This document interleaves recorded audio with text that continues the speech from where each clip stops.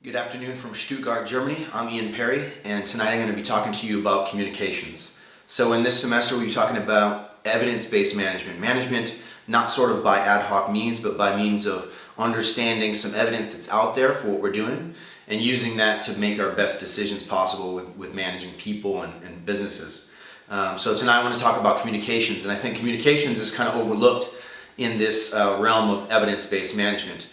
But in a recent article, which I'm going to post the link here, it's called Strategic Frame Analysis, Providing the Evidence for Evidence-Based Communications, and it's by Tiffany Moore and Lynn Davey. And really it's an evidence-based approach of how to communicate on a strategic level, understanding how people think, mapping the gap between how they think now and where we would like them to think, and marketing that idea, and a framework of how to do that. And it was written mostly for kind of government organizations and swaying the public's opinion and getting buy-in on things, new policies and stuff. But I think there's a lot of validity that could be used within strategic communications within a company.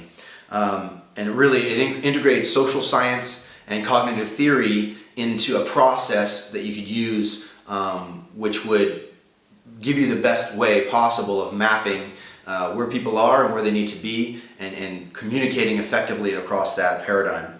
And it was developed by the Frameworks Institute, which is they're concerned with developing these types of theories. So it's a five-phase process. Phase one is called pumping the swamp, and this is kind of understanding what the general consensus of public knowledge is on whatever we're trying to kind of sell or move policy towards. So this is, they use media content analysis, understanding what the media says, cognitive interviews of individuals, and then peer discourse analysis, where they put a bunch of people in a room and kind of feel how they conversate about whatever it is that we're trying to move. And then that's phase one. So phase two, then they're going to map the gap, which means they're going to go to policy experts or advocates for whatever it is that we're pushing, and they're going to find out what they know.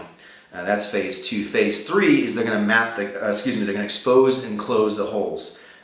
So they're going to develop a model of how do we take where people are, what they know about the topic, to where they need to be, where the experts know.